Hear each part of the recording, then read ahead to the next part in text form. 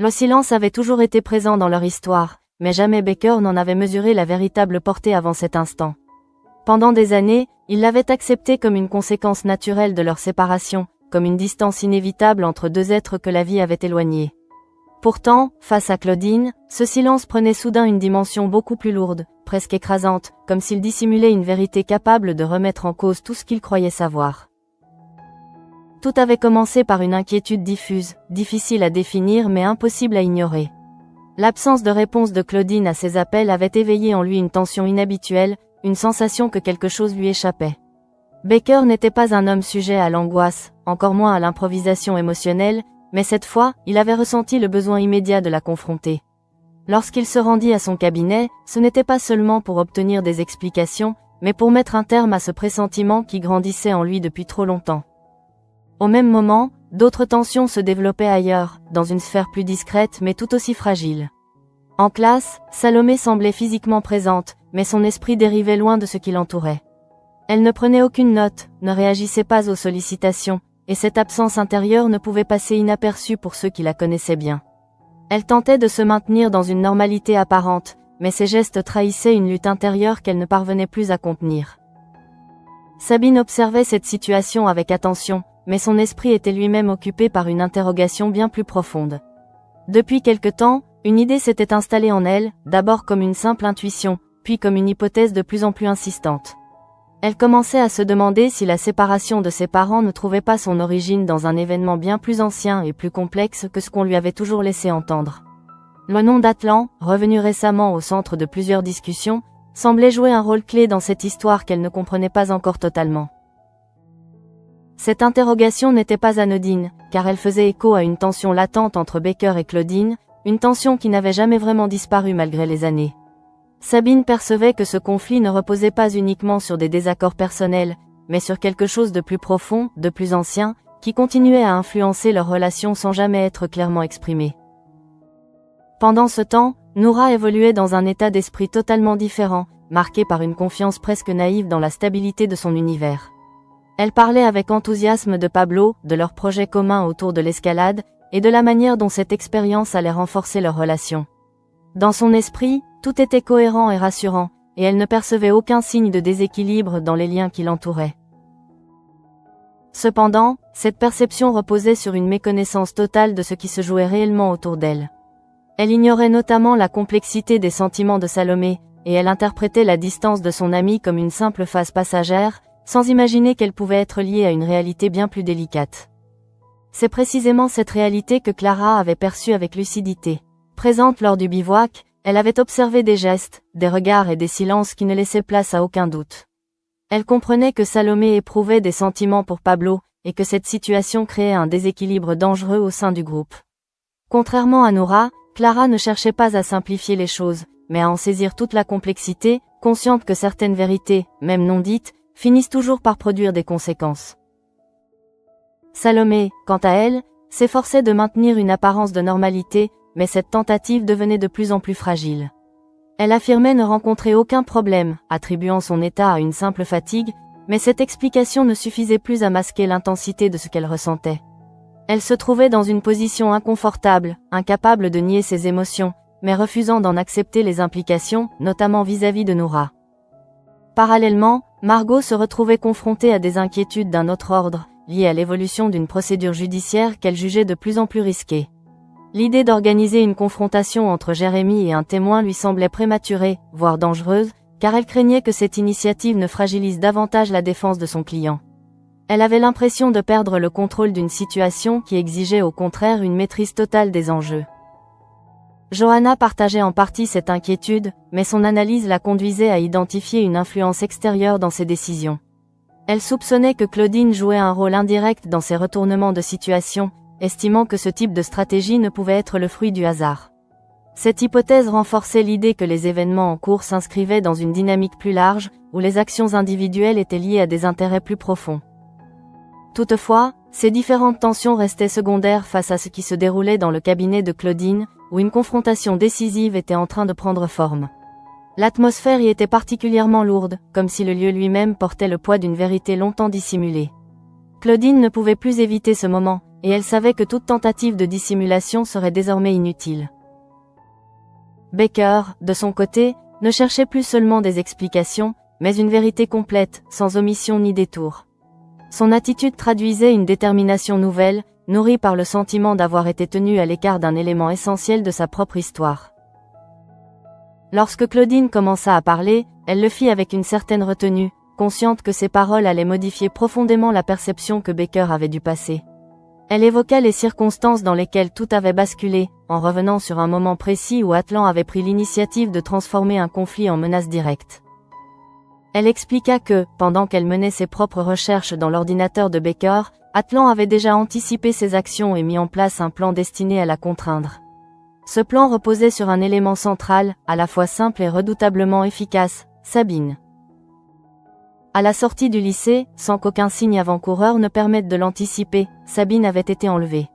Cet événement ne relevait pas d'un acte impulsif, mais d'une stratégie soigneusement élaborée, visant à exercer une pression maximale sur Claudine. Atlan lui avait imposé un délai extrêmement court pour agir, lui laissant 1 heure pour fournir les coordonnées d'un témoin qu'il cherchait à neutraliser. Cette contrainte temporelle, associée à la menace explicite pesant sur Sabine, plaçait Claudine dans une situation où toute réflexion stratégique devenait secondaire face à l'urgence de protéger sa fille. Dans ce contexte, Claudine avait pris une décision dictée non pas par ses principes professionnels, mais par son instinct maternel. Elle avait choisi de céder à cette pression, estimant que la vie de Sabine devait primer sur toute autre considération, y compris la vérité. Baker écoutait cette révélation avec une attention extrême, chaque détail venant modifier sa compréhension des événements passés. Ce qu'il découvrait ne se limitait pas à une simple omission, mais constituait une transformation radicale de la réalité qu'il avait connue. Lorsque Claudine précisa qu'Atlan avait clairement laissé entendre qu'il était prêt à tuer Sabine en cas de refus, l'impact de cette information fut particulièrement violent. Baker prenait conscience que sa fille avait été exposée à un danger de mort sans qu'il en ait eu la moindre connaissance, et cette idée provoquait en lui une réaction profonde, difficile à contenir. Ce qui le marquait le plus, cependant, n'était pas seulement la gravité des faits, mais la durée pendant laquelle ils avaient été dissimulés.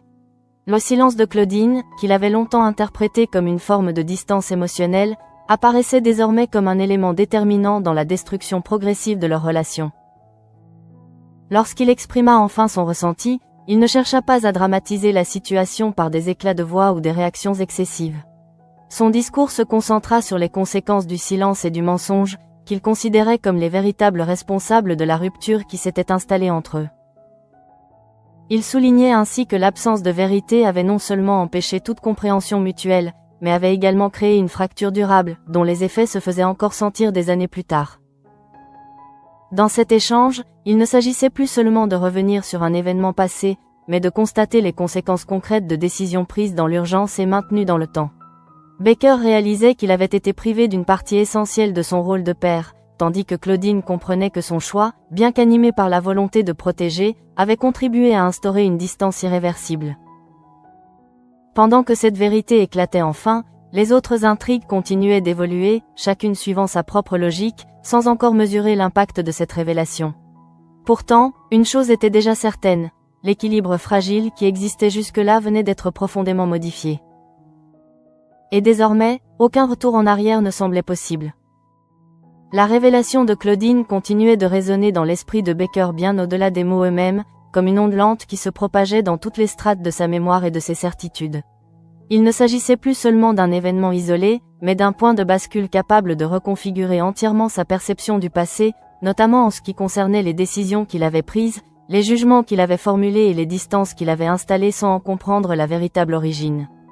À mesure que les minutes passaient, une forme de lucidité douloureuse s'imposait à lui, car il réalisait que certaines attitudes de Claudine, autrefois interprétées comme des actes de défiance ou d'indifférence, relevaient en réalité d'une stratégie de protection extrême.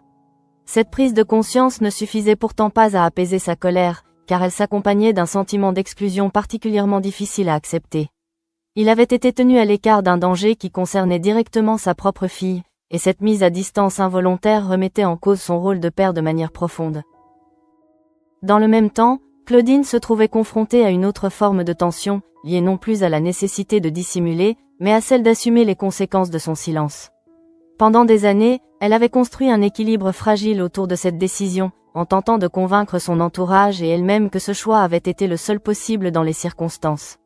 Désormais, cette justification ne suffisait plus, car la vérité exposée devant Baker révélait non seulement la gravité de la situation passée, mais aussi l'impact durable de ce secret sur leur relation. Elle percevait dans le regard de Baker une rupture qu'elle n'avait jamais anticipée de manière aussi concrète. Ce n'était pas une explosion de colère, mais une distance froide, presque irréversible, comme si une partie de leur lien venait de disparaître définitivement. Cette réaction la plaçait face à une réalité qu'elle avait longtemps repoussée. Protéger Sabine avait impliqué un sacrifice dont elle n'avait jamais mesuré pleinement l'ampleur. Pendant que cette confrontation atteignait un point de non-retour, d'autres dynamiques continuaient de se développer en parallèle, chacune marquée par une tension propre mais indirectement liée à ce climat général d'incertitude. Au lycée, Salomé poursuivait son effort pour maintenir une façade de normalité, mais cette tentative devenait de plus en plus difficile à soutenir sur la durée. Son comportement en classe ne laissait aucun doute quant à son état intérieur, car son manque d'attention et son retrait progressif traduisaient une forme de déséquilibre émotionnel qu'elle ne parvenait plus à masquer. Cette situation n'était pas simplement liée à une fatigue passagère, mais à une contradiction profonde entre ce qu'elle ressentait et ce qu'elle jugeait acceptable. Clara, qui observait cette évolution avec une attention particulière, ne se contentait pas d'un constat superficiel. Elle analysait les gestes, les silences et les réactions de Salomé avec une précision qui révélait une compréhension intuitive des mécanismes émotionnels en jeu. Ayant été témoin direct de ce qui s'était produit lors du bivouac, elle savait que les sentiments de Salomé pour Pablo ne relevaient pas d'une simple attirance passagère, mais d'un attachement réel, susceptible de créer des conséquences importantes si cette situation n'était pas clarifiée. Cette lucidité plaçait Clara dans une position délicate, car elle devait choisir entre le respect du silence de son amie et la nécessité de l'aider à affronter une réalité qu'elle refusait encore d'accepter pleinement. Elle savait que certaines vérités, lorsqu'elles sont ignorées, finissent par produire des effets bien plus destructeurs que si elles avaient été reconnues dès le départ. De son côté, Noura continuait d'évoluer dans une perception rassurante de sa relation avec Pablo, sans percevoir les signaux qui auraient pu remettre en question cette stabilité. Elle interprétait le comportement de Salomé à travers un prisme simple, considérant que son ami traversait une période de solitude ou de fatigue, sans imaginer que cette distance puisse être liée à des sentiments dirigés vers Pablo. Cette interprétation la conduisait même à projeter des hypothèses erronées sur l'avenir de Salomé, notamment en imaginant une possible relation entre elle et Alexis. Cette projection, bien qu'innocente en apparence, révélait un décalage profond entre la réalité et la perception qu'elle en avait, accentuant ainsi le déséquilibre au sein de leur groupe. Parallèlement, Sabine poursuivait sa réflexion sur les origines de la séparation de ses parents, et les éléments récemment portés à sa connaissance renforçaient son intuition initiale. Elle avait l'impression que certaines pièces du puzzle commençaient à s'assembler, même si l'image globale restait encore floue. L'idée qu'une relation entre Claudine et Atlan ait pu jouer un rôle dans cette rupture prenait progressivement de l'ampleur dans son esprit, sans qu'elle puisse encore la confirmer. Cette hypothèse, bien que fragile, introduisait une tension supplémentaire dans sa perception de ses parents, car elle remettait en cause la version qu'elle avait toujours connue. Elle se retrouvait ainsi dans une position d'incertitude, oscillant entre la confiance qu'elle accordait à sa mère et le besoin de comprendre une vérité qui lui avait peut-être été cachée. Dans un registre différent, Margot continuait d'exprimer ses réserves concernant l'évolution de la procédure impliquant Jérémy. L'organisation d'une confrontation avec le témoin lui apparaissait comme une décision risquée, susceptible d'exposer son client à une pression supplémentaire sans garantie de résultats favorables. Cette inquiétude s'inscrivait dans une logique professionnelle, mais elle était également influencée par un sentiment diffus que certains éléments échappaient à son contrôle. Johanna partageait cette analyse, mais son interprétation la conduisait à identifier une influence indirecte de Claudine dans ses décisions. Elle considérait que ce type de retournement ne pouvait être le fruit du hasard, et que des intérêts plus complexes étaient probablement en jeu. Cette hypothèse renforçait l'idée que les événements en cours s'inscrivaient dans une dynamique globale, où les actions individuelles étaient liées à des stratégies plus larges. Cependant, malgré la diversité de ces intrigues, un point commun se dessinait progressivement: l'impact des secrets non révélés sur les relations humaines. Que ce soit dans le cadre familial, amical ou professionnel, l'absence de transparence créait des déséquilibres qui, à terme, devenaient impossibles à contenir. Dans le cabinet de Claudine, cette réalité venait d'atteindre son point culminant. Baker, désormais confronté à l'ensemble des éléments, ne pouvait plus envisager leur relation de la même manière. La révélation ne se limitait pas à une information nouvelle, mais impliquait une relecture complète de leur histoire commune. Il comprenait désormais que certains événements, qu'il avait interprétés comme des choix personnels de Claudine, étaient en réalité les conséquences directes d'une situation de contrainte extrême. Cette prise de conscience introduisait une complexité supplémentaire dans son jugement, car elle l'obligeait à reconnaître que la responsabilité ne pouvait être attribuée de manière univoque. Cependant, cette complexité ne suffisait pas à effacer le sentiment de trahison qu'il éprouvait. Le fait d'avoir été exclu d'une décision aussi cruciale, concernant la sécurité de leur fille, constituait pour lui une rupture fondamentale, difficilement réparable. Claudine, de son côté, percevait clairement cette évolution dans l'attitude de Baker, et cette perception renforçait son propre sentiment de culpabilité. Elle comprenait que son silence, bien qu'animé par une intention de protection, avait eu des conséquences qu'elle n'avait pas anticipées, notamment en termes de confiance et de communication. Elle réalisait également que cette révélation ne marquait pas la fin du conflit, mais au contraire le début d'une nouvelle phase, où les conséquences de cette vérité allaient devoir être assumées dans la durée. Dans ce contexte, la figure d'Atlan apparaissait comme le point central autour duquel toutes ces tensions s'organisaient.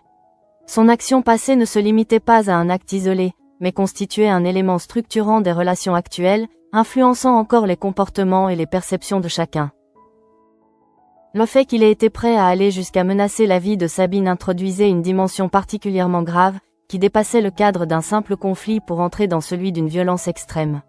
Cette réalité, désormais connue de Baker, modifiait profondément son positionnement, car elle impliquait une réévaluation de la menace que représentait Atlan.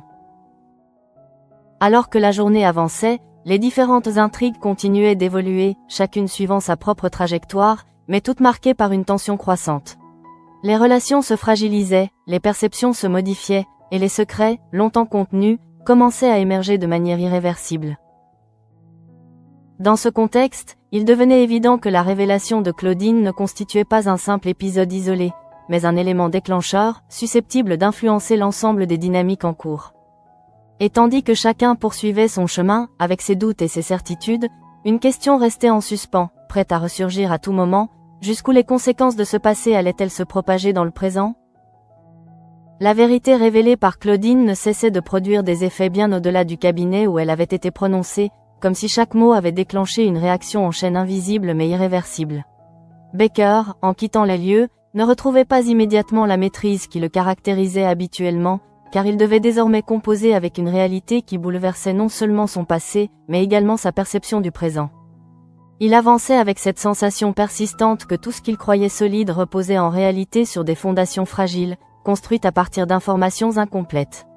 Cette prise de conscience s'accompagnait d'un trouble profond, car elle remettait en question la confiance qu'il accordait à Claudine, mais aussi la compréhension qu'il avait de son propre rôle dans l'histoire de sa famille.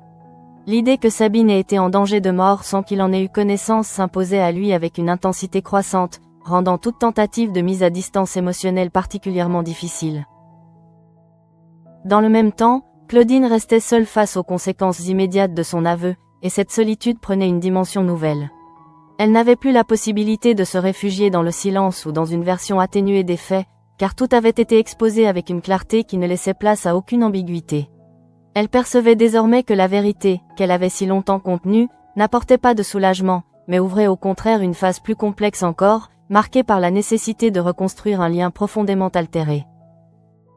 Elle repensait à ce moment précis où elle avait dû choisir entre la vérité et la vie de Sabine, et elle continuait de considérer que sa décision avait été inévitable. Pourtant, cette certitude ne suffisait plus à la protéger du regard de Baker, qui introduisait une autre lecture des événements, centrée non pas sur l'urgence de la situation, mais sur les conséquences durables de ce choix. Cette divergence de perspective créait un décalage difficile à combler, car elle reposait sur des logiques incompatibles. Pendant que ces tensions s'intensifiaient, les autres personnages évoluaient dans un environnement où les non-dits continuaient de structurer les relations, même si leurs manifestations restaient encore partiellement dissimulées. Au lycée, la situation de Salomé devenait de plus en plus visible, et son incapacité à maintenir une façade cohérente attirait désormais l'attention de manière plus explicite. Son comportement en classe ne relevait plus d'un simple manque de concentration, mais traduisait un désengagement global, comme si elle se retirait progressivement d'un environnement qu'elle ne parvenait plus à habiter pleinement. Cette évolution n'était pas sans conséquence, car elle modifiait la perception que les autres avaient d'elle, notamment celle de Sabine, qui commençait à s'interroger de manière plus directe. Sabine, déjà préoccupée par ses propres questionnements familiaux, voyait dans l'attitude de Salomé un signe supplémentaire que quelque chose échappait à son contrôle. Elle ne pouvait pas encore établir de lien clair entre ces différentes tensions, mais elle ressentait une convergence troublante, comme si plusieurs réalités distinctes commençaient à se rejoindre autour d'un même point d'incertitude. Clara, de son côté, décidait progressivement de ne plus rester dans une position d'observation passive.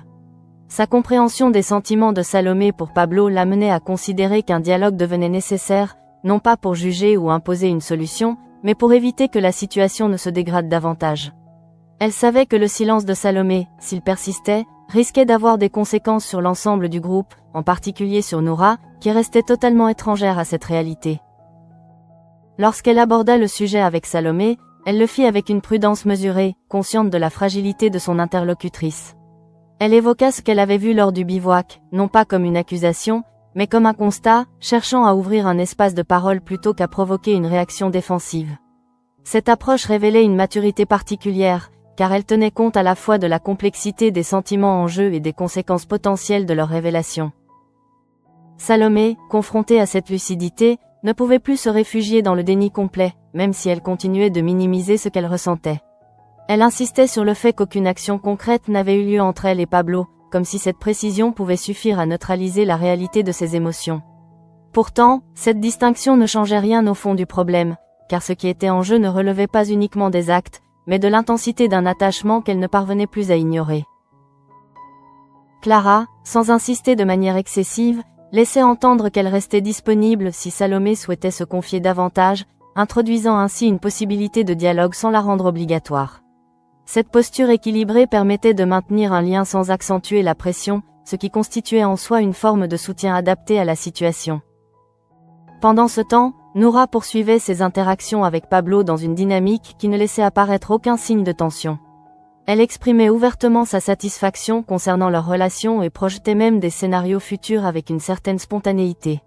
Cette attitude, bien que sincère, accentuait indirectement la difficulté de Salomé, car elle renforçait le contraste entre ce qui était visible et ce qui restait caché. Dans ce contexte, les interactions entre les différents membres du groupe prenaient une dimension plus complexe, car elles étaient désormais influencées par des éléments connus de certains mais ignorés des autres. Cette asymétrie dans l'information créait un déséquilibre qui, à terme, ne pouvait que se révéler.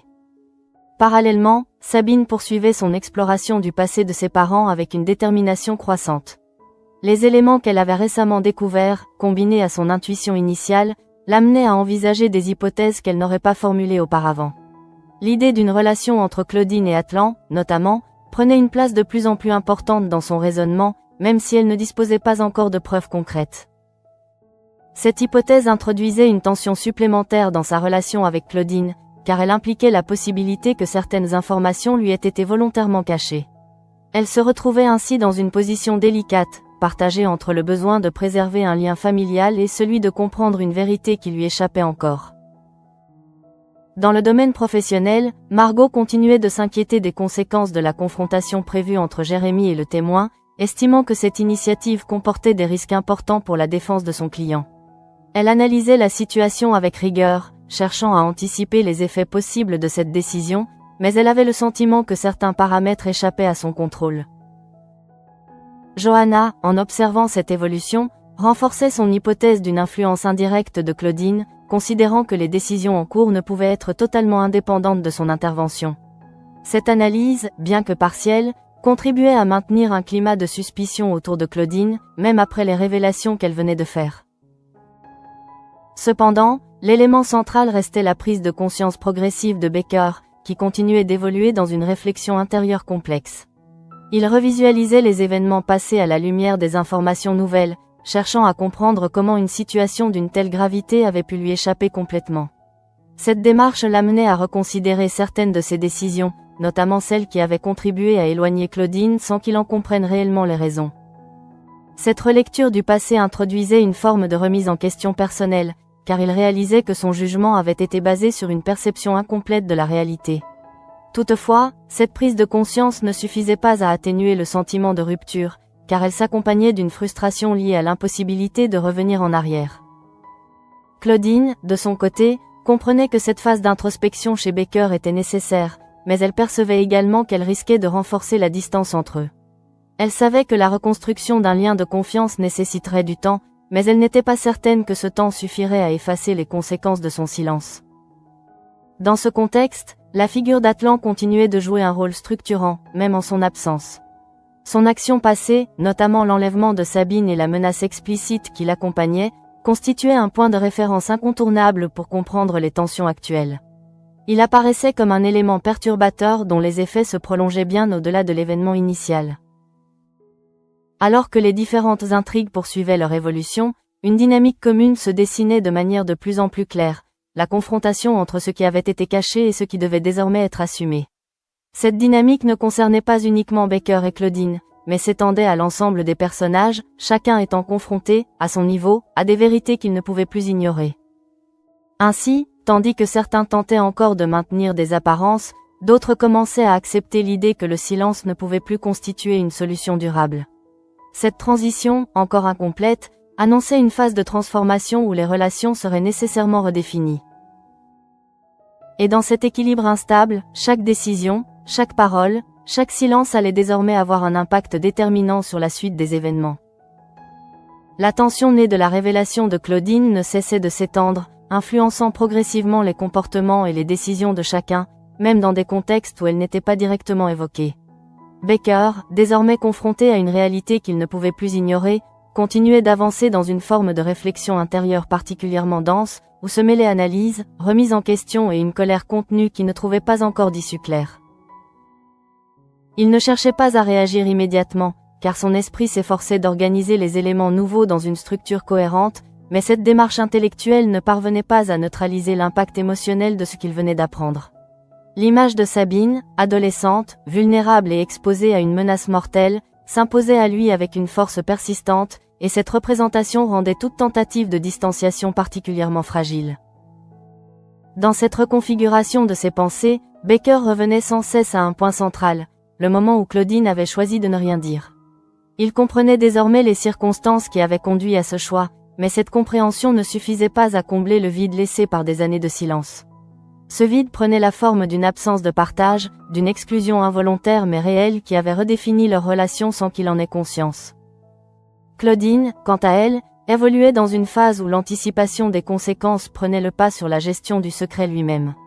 Elle savait que l'aveu ne constituait pas une solution en soi, mais un point de départ vers une situation encore plus complexe, où chaque réaction de Baker risquait de redessiner leur lien de manière imprévisible. Elle tentait de se préparer à cette évolution, mais elle mesurait également que certains effets échappaient à toute forme de contrôle. Elle repensait à la manière dont elle avait vécu ces années, construisant une apparence de stabilité autour d'un événement qu'elle n'avait jamais réellement intégré.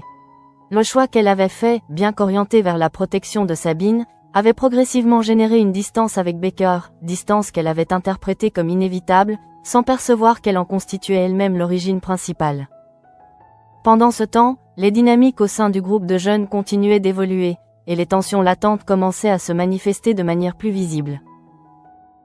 Clara, consciente de la fragilité de la situation de Salomé, choisissait de maintenir une présence attentive sans imposer de confrontation directe. Elle comprenait que la pression pouvait aggraver le retrait de son amie, mais elle savait également que l'absence de dialogue risquait de renforcer l'isolement dans lequel Salomé s'enfermait progressivement. Elle adoptait donc une posture d'accompagnement, cherchant à créer les conditions d'une parole possible sans la rendre obligatoire. Salomé, de son côté, continuait de naviguer dans une zone d'incertitude où ses émotions prenaient de plus en plus de place, malgré ses efforts pour les contenir. Elle tentait de rationaliser ce qu'elle ressentait, en insistant sur l'absence d'actes concrets, comme si cette distinction pouvait suffire à maintenir une forme de légitimité morale. Cependant, cette stratégie montrait rapidement ses limites, car elle ne répondait pas à la question fondamentale de l'origine et de la nature de ses sentiments. Cette contradiction interne se traduisait par une instabilité comportementale de plus en plus marquée, oscillant entre des moments de retrait et des tentatives de normalisation qui manquaient de cohérence. Cette évolution n'échappait ni à Clara ni à Sabine, qui observaient chacune à leur manière les signes d'un déséquilibre grandissant. Noura, quant à elle, continuait d'interagir avec Salomé et Pablo sans percevoir les tensions sous-jacentes, ce qui renforçait involontairement la complexité de la situation. Sa manière de projeter des scénarios, notamment en évoquant la possibilité d'une relation entre Salomé et Alexis, révélait un décalage important entre sa perception et la réalité, accentuant ainsi le sentiment d'inconfort de Salomé. Dans ce contexte, les interactions quotidiennes prenaient une dimension plus lourde, car elles étaient influencées par des éléments non exprimés qui modifiaient la signification de chaque geste et de chaque parole. Cette transformation progressive du cadre relationnel annonçait une évolution inévitable vers une clarification, même si celle-ci n'était pas encore explicitement engagée. Parallèlement, Sabine poursuivait son cheminement intérieur avec une détermination accrue, cherchant à donner du sens aux éléments fragmentaires dont elle disposait. Les informations récentes concernant Atlan, combinées à son intuition initiale, l'amenaient à formuler des hypothèses de plus en plus précises, notamment en ce qui concernait une possible relation entre Claudine et cet homme. Cette hypothèse, bien qu'encore non confirmée, introduisait une tension particulière dans sa relation avec sa mère, car elle impliquait la possibilité d'un passé dissimulé qui aurait influencé directement sa propre histoire familiale. Sabine se retrouvait ainsi dans une position d'investigation personnelle, oscillant entre la prudence et le besoin de vérité. Dans le domaine professionnel, Margot continuait d'exprimer ses inquiétudes concernant la stratégie adoptée dans l'affaire Jérémy, estimant que certaines décisions pouvaient compromettre la solidité de la défense. Elle analysait les risques de manière méthodique, mais elle ressentait également une forme d'impuissance face à des éléments qu'elle ne maîtrisait pas totalement. Johanna, de son côté, maintenait son interprétation selon laquelle Claudine exerçait une influence indirecte sur ses décisions, renforçant ainsi le climat de suspicion autour d'elle. Cette perception contribuait à maintenir une tension dans le cadre professionnel, où les enjeux dépassaient désormais le simple cadre juridique pour toucher à des dynamiques plus personnelles. Cependant, malgré la diversité de ces situations, un fil conducteur se dessinait clairement, l'impact des décisions passées sur les équilibres présents. Chaque personnage, à son niveau, se trouvait confronté à des conséquences qu'il n'avait pas toujours anticipées, et ces conséquences prenaient la forme de tensions, de doutes ou de remises en question. Pour Baker, cette confrontation avec le passé prenait une dimension particulièrement structurante, car elle impliquait une redéfinition de sa position en tant que père et en tant qu'homme. Il ne pouvait plus se contenter de considérer les événements sous l'angle de la distance ou du conflit, car il devait désormais intégrer une réalité où il avait été involontairement exclu d'une situation critique. Cette intégration nécessitait un travail intérieur complexe, où se mêlaient compréhension et résistance, acceptation et rejet. Il comprenait les motivations de Claudine, mais il ne parvenait pas à accepter pleinement les conséquences de son silence, ce qui créait une tension interne difficile à résoudre. Claudine, de son côté, percevait cette évolution et tentait d'anticiper les prochaines étapes, consciente que la situation ne pouvait pas rester figée dans cet état intermédiaire. Elle savait qu'un dialogue plus approfondi serait nécessaire, mais elle redoutait également que ce dialogue ne fasse émerger de nouvelles tensions, potentiellement plus difficiles à gérer. Dans ce contexte, la figure d'Atlan continuait de représenter un point de convergence des tensions, même en l'absence de sa présence directe. Son action passée constituait un élément structurant qui influençait encore les relations actuelles, et la prise de conscience de Baker concernant la gravité de cette action introduisait une dimension nouvelle dans l'analyse de la situation. La menace qu'il avait représentée ne pouvait plus être considérée comme un simple épisode, mais comme un élément déterminant ayant modifié durablement les trajectoires individuelles et collectives. Cette réalité, désormais pleinement intégrée par Baker, impliquait une vigilance accrue et une réévaluation des risques associés à cet homme. Alors que la journée avançait, les différentes intrigues continuaient de se développer, chacune suivant une logique propre mais convergeant progressivement vers une même problématique, la nécessité de confronter des vérités longtemps dissimulées. Cette convergence ne signifiait pas encore une résolution, mais elle annonçait une phase de transformation où les équilibres établis allaient être remis en question. Les relations, construites sur des bases fragiles ou incomplètes, se trouvaient désormais exposées à des tensions susceptibles de les redéfinir en profondeur. Dans cet environnement instable, chaque choix prenait une importance particulière, car il contribuait à orienter l'évolution des événements dans une direction qui restait encore incertaine. Les personnages, confrontés à leurs propres limites, devaient désormais naviguer dans un espace où la transparence devenait à la fois une nécessité et un risque. Et tandis que ces dynamiques continuaient de se développer, une certitude s'imposait progressivement. Le passé, longtemps contenu, venait de reprendre sa place au centre du présent, et ses effets allaient continuer de se manifester avec une intensité croissante.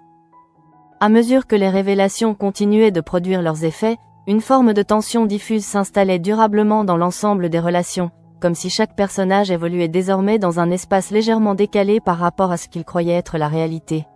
Baker, en particulier, se trouvait au cœur de cette transformation intérieure, car il devait intégrer une vérité qui ne se limitait pas à un événement passé, mais qui redéfinissait en profondeur la manière dont il percevait son propre rôle dans l'histoire de sa famille. Il n'était plus simplement question de comprendre ce qui s'était produit, mais de mesurer les conséquences concrètes de cette ignorance prolongée. L'idée que Sabine ait été exposée à un danger extrême sans qu'il en ait eu conscience continuait de s'imposer à lui avec une intensité constante, rendant toute tentative de rationalisation particulièrement fragile. Il comprenait les motivations de Claudine, mais cette compréhension n'effaçait pas le sentiment d'avoir été tenu à l'écart d'une décision fondamentale, ce qui introduisait une rupture difficilement réparable. Dans cette phase de réflexion, Baker commençait également à envisager les implications présentes de cette révélation, notamment en ce qui concernait la place d'Atlan dans leur histoire actuelle. La menace que cet homme avait représentée autrefois ne pouvait plus être considérée comme un épisode clos, car elle révélait une capacité à agir avec une violence extrême, ce qui impliquait une vigilance accrue dans le présent. Cette prise de conscience modifiait progressivement son positionnement, en introduisant une dimension stratégique dans sa manière d'appréhender les événements. Claudine, de son côté, percevait clairement cette évolution et comprenait que la situation ne pouvait plus être contenue dans un cadre strictement émotionnel. Elle savait que la révélation qu'elle venait de faire ne constituait pas seulement un moment de vérité, mais un point de départ vers une redéfinition globale des relations, où les enjeux allaient dépasser le cadre du passé pour s'inscrire dans le présent. Elle se retrouvait ainsi dans une position particulièrement complexe, car elle devait à la fois assumer son choix passé et anticiper les réactions futures de Baker, tout en cherchant à préserver un lien déjà fragilisé. Cette tension la plaçait dans un état d'incertitude constant, où chaque parole et chaque silence pouvaient avoir des conséquences significatives. Dans le même temps, Sabine poursuivait son propre cheminement, et les éléments dont elle disposait continuaient de nourrir ses interrogations. Elle ressentait de plus en plus clairement que certaines vérités lui avaient été cachées, et cette perception modifiait progressivement sa relation avec ses parents. Elle ne disposait pas encore de toutes les réponses, mais elle percevait suffisamment de signes pour comprendre que son histoire familiale reposait sur des zones d'ombre qu'elle ne pouvait plus ignorer. Cette prise de conscience la conduisait à observer son entourage avec une attention accrue, cherchant à identifier des indices susceptibles de confirmer ou d'infirmer ses hypothèses. Elle se retrouvait ainsi dans une posture d'analyse permanente, où chaque détail pouvait prendre une signification nouvelle, contribuant à construire une vision plus complète de la réalité. Parallèlement, la situation entre Salomé, Pablo et Noura continuait d'évoluer dans un équilibre de plus en plus fragile, marqué par une dissymétrie croissante dans la compréhension des enjeux. Salomé, incapable de nier ce qu'elle ressentait, se trouvait confrontée à une tension interne qui influençait désormais l'ensemble de son comportement. Elle tentait encore de maintenir une distance apparente, mais cette stratégie devenait de plus en plus difficile à soutenir, car ses émotions prenaient une place croissante dans ses interactions. Clara, consciente de cette évolution, maintenait une présence discrète mais attentive, cherchant à soutenir Salomé sans provoquer une réaction de repli. Elle comprenait que la situation nécessitait du temps, mais elle percevait également que l'absence de clarification risquait d'aggraver les tensions, notamment vis-à-vis de Noura, qui continuait d'ignorer complètement la réalité. Noura, de son côté, poursuivait ses projets avec une confiance intacte, ce qui renforçait involontairement le décalage entre sa perception et celle de Salomé. Elle évoquait l'avenir avec spontanéité, sans imaginer que cette projection pouvait accentuer la difficulté de son amie, prise entre loyauté et sentiments contradictoires. Dans ce contexte, les interactions entre les membres du groupe prenaient une dimension plus complexe, car elles étaient désormais influencées par des éléments non partagés, ce qui modifiait la signification de chaque échange. Cette transformation progressive annonçait une évolution inévitable vers une confrontation, même si celle-ci n'était pas encore explicitement engagée. Dans le domaine professionnel, Margot continuait d'analyser la situation avec rigueur, mais ses inquiétudes concernant la confrontation prévue entre Jérémy et le témoin ne diminuaient pas. Elle percevait cette décision comme un risque stratégique, susceptible d'affaiblir la défense de son client, et elle cherchait à anticiper les conséquences possibles de cette initiative. Johanna, en parallèle, renforçait son interprétation selon laquelle Claudine exerçait une influence indirecte sur ses décisions, ce qui contribuait à maintenir un climat de suspicion. Cette perception, bien que partielle, s'inscrivait dans une dynamique plus large où les actions individuelles étaient perçues comme liées à des stratégies plus complexes. Cependant, malgré la diversité de ces situations, un élément central continuait de structurer l'ensemble des dynamiques, la confrontation progressive avec des vérités longtemps dissimulées. Chaque personnage, à son niveau, se trouvait confrontée à la nécessité de reconsidérer sa perception de la réalité, ce qui introduisait une instabilité croissante dans les relations. Pour Baker, cette confrontation prenait une dimension particulièrement intense, car elle impliquait une redéfinition de son identité en tant que père. Il ne pouvait plus se contenter d'une compréhension partielle des événements, car il devait désormais intégrer une réalité où il avait été exclu d'une décision cruciale concernant la sécurité de sa fille. Cette prise de conscience introduisait une forme de remise en question personnelle, difficile à accepter mais impossible à éviter. Claudine, de son côté, comprenait que cette évolution était inévitable, mais elle redoutait les conséquences qu'elle pourrait avoir sur leur relation. Elle savait que la reconstruction d'un lien de confiance nécessiterait du temps et des efforts, mais elle n'était pas certaine que cela suffise à effacer les effets d'un silence aussi prolongé. Dans ce contexte, la figure d'Atlan continuait de représenter un point de tension central, car son action passée ne pouvait plus être considérée comme un simple épisode isolé.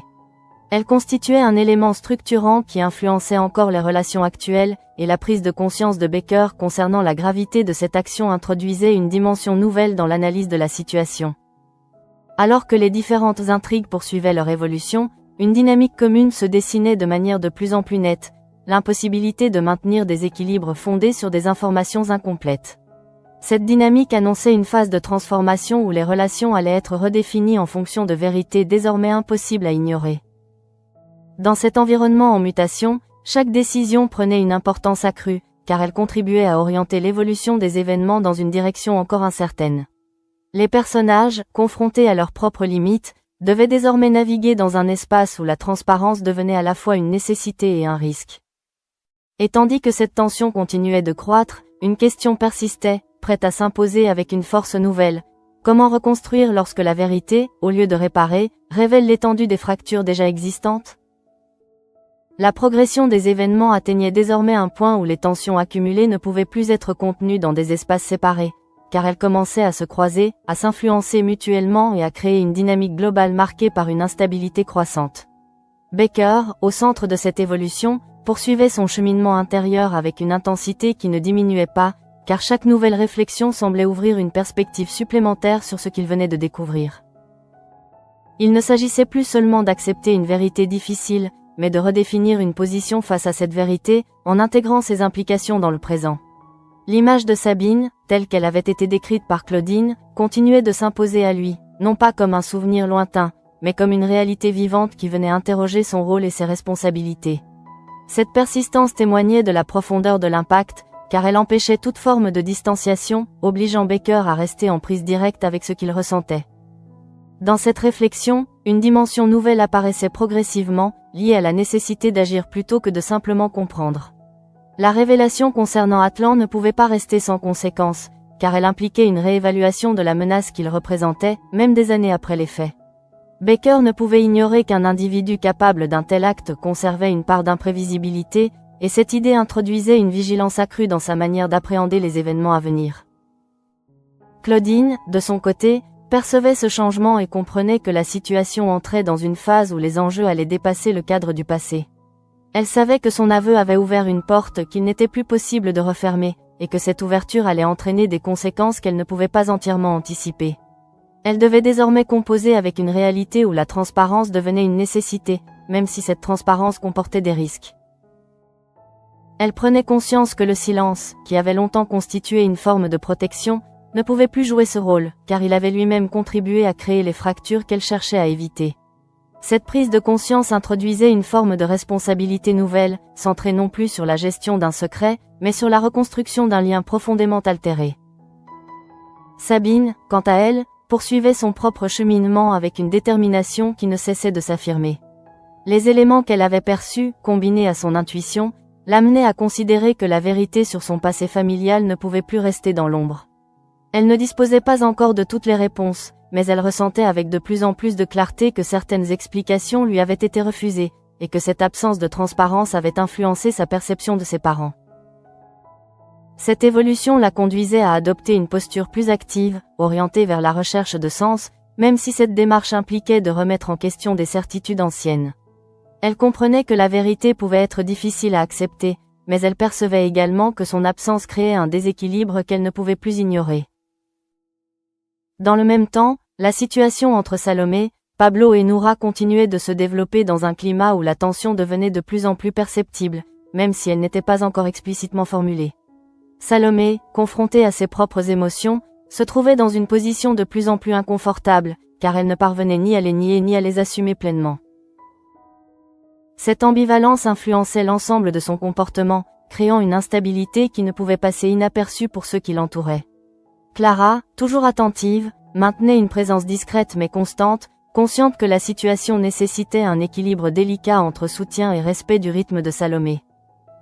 Noura, de son côté, continuait d'évoluer dans une perception stable de sa relation avec Pablo, ce qui accentuait le décalage entre les différentes perspectives. Elle projetait des scénarios futurs avec une spontanéité qui, sans le vouloir, renforçait la difficulté de Salomé, prise dans une contradiction qu'elle ne parvenait plus à gérer seule. Dans ce contexte, les interactions entre les membres du groupe prenaient une dimension plus complexe, car elles étaient désormais influencées par des éléments invisibles qui modifiaient leur signification. Cette transformation progressive annonçait une évolution vers une clarification inévitable, même si celle-ci n'était pas encore engagée de manière explicite. Parallèlement, les tensions professionnelles continuaient de se développer, notamment autour de la situation de Jérémy et de la confrontation avec le témoin. Margot, fidèle à son analyse rigoureuse, maintenait ses réserves, estimant que cette décision comportait des risques importants pour la défense. Elle percevait la situation comme instable, et elle cherchait à anticiper les conséquences possibles de cette évolution. Johanna, quant à elle, continuait de soupçonner une influence indirecte de Claudine dans ses décisions, renforçant ainsi le climat de méfiance. Cette perception, bien que partielle, contribuait à maintenir une tension dans le cadre professionnel, où les enjeux dépassaient désormais le simple cadre juridique pour s'inscrire dans une dynamique plus large. Cependant, malgré la diversité de ces intrigues, une convergence devenait de plus en plus évidente, l'impossibilité de maintenir des relations fondées sur des vérités incomplètes. Cette convergence traduisait une transformation profonde du cadre relationnel, où la transparence devenait une condition nécessaire, même si elle impliquait des risques importants. Pour Baker, cette transformation se traduisait par une évolution de sa position, orientée vers une prise en compte plus active des enjeux présents. Il comprenait que la vérité révélée ne pouvait rester sans conséquence, et qu'elle impliquait une redéfinition de ses priorités, notamment en ce qui concernait la protection de Sabine. Claudine, de son côté, percevait cette évolution et comprenait que la reconstruction d'un lien avec Baker nécessiterait un engagement durable, fondé sur une transparence qu'elle n'avait pas été en mesure d'assumer auparavant. Elle savait que ce processus serait long et incertain, mais elle comprenait également qu'il constituait la seule voie possible. Dans ce contexte, la figure d'Atlan restait centrale, car son action passée continuait d'influencer les dynamiques actuelles. La prise de conscience de Baker concernant la gravité de cette action introduisait une dimension nouvelle dans l'analyse de la situation, car elle impliquait une vigilance accrue et une réévaluation des risques. Alors que les différentes intrigues poursuivaient leur évolution, une certitude s'imposait progressivement. Le passé, longtemps contenu, venait de reprendre sa place au cœur du présent, et ses effets allaient continuer de se manifester avec une intensité croissante. Dans cet équilibre fragile, chaque personnage se trouvait confronté à la nécessité de faire des choix, non plus en fonction d'une réalité partielle, mais en intégrant l'ensemble des éléments désormais connus. Cette transition, encore incomplète, annonçait une phase où les relations allaient être redéfinies de manière profonde, sous l'effet de vérités longtemps dissimulées. Et tandis que cette transformation se mettait en place, une tension persistante continuait de traverser l'ensemble des interactions, rappelant que certaines blessures, même révélées, ne se referment pas immédiatement, mais nécessitent un travail long et incertain pour espérer être apaisées.